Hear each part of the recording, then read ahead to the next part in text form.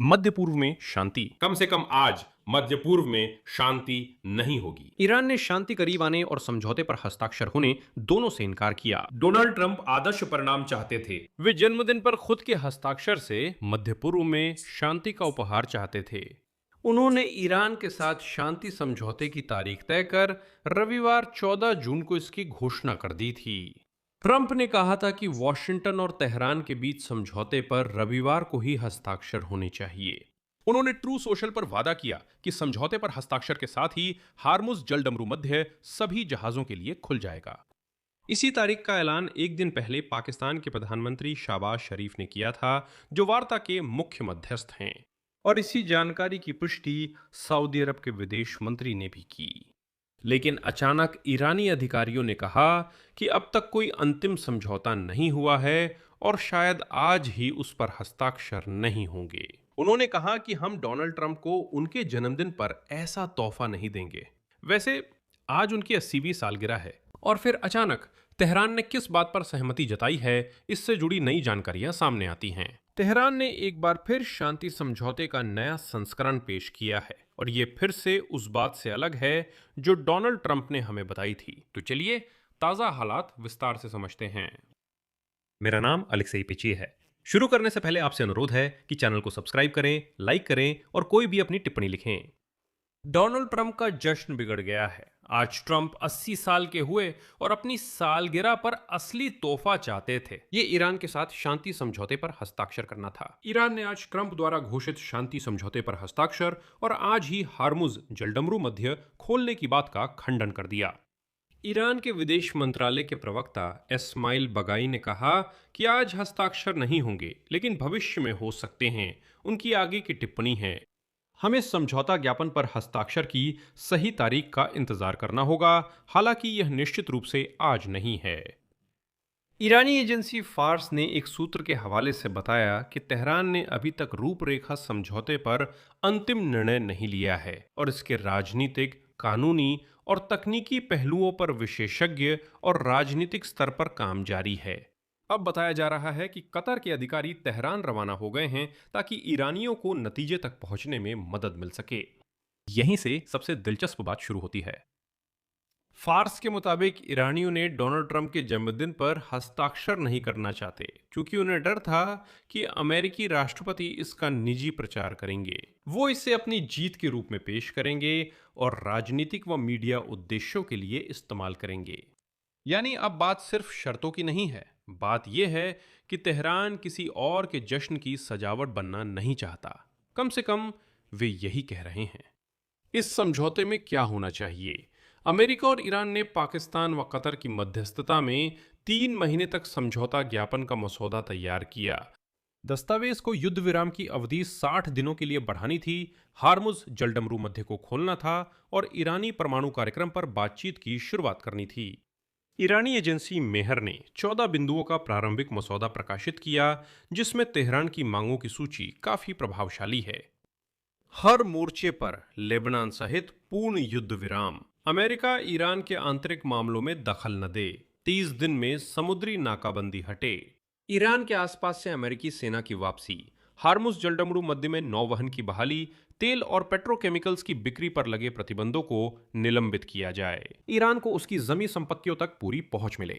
और एक अलग बिंदु के रूप में सबसे बड़ा, अमेरिका और उसके सहयोगियों को ईरान के लिए कम से कम $300 अरब की पुनर्निर्माण योजना पेश करनी चाहिए। यही दोनों पक्षों में गहरी खाई है। ट्रंप इनकार करते हैं कि ईरान को कोई नगद पैसा मिलेगा।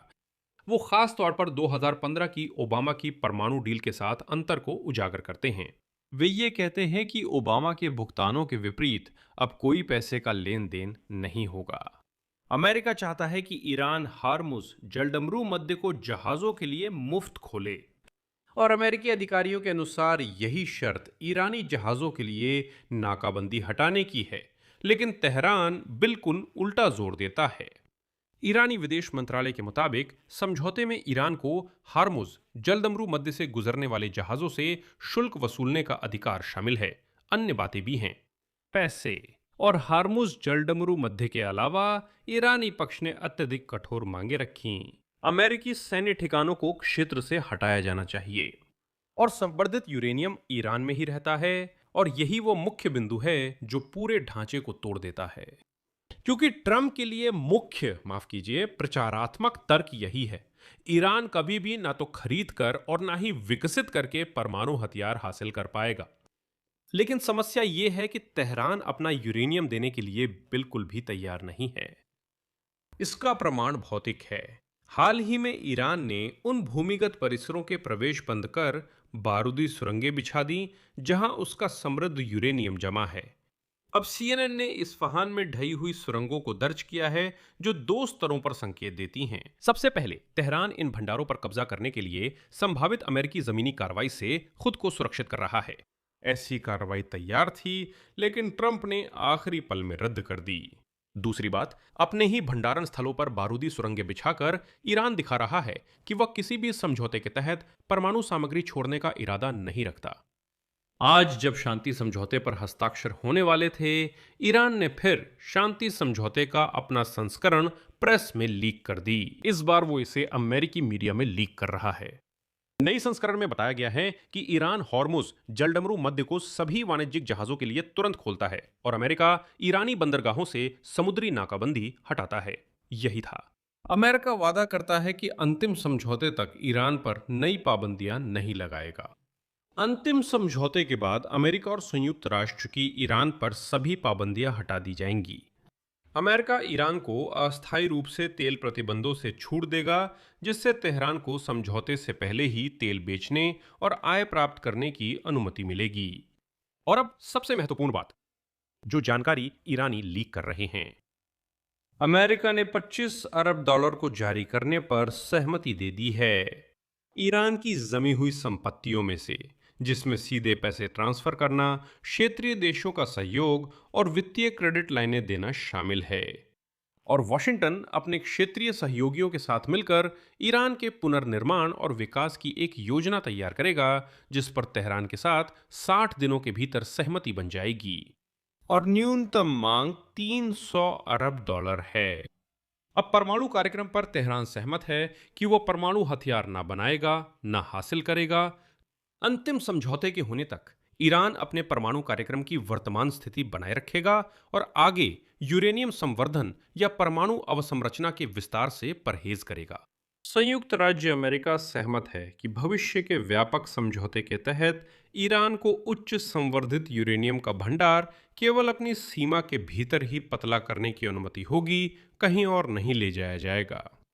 आखिरकार क्या हुआ? देखिए, ट्रंप अब तक बिना मजाक के 38 बार ईरान के साथ शांति समझौता करने का वादा कर चुके हैं और हर बार तारीख बस आगे बढ़ा दी जाती है।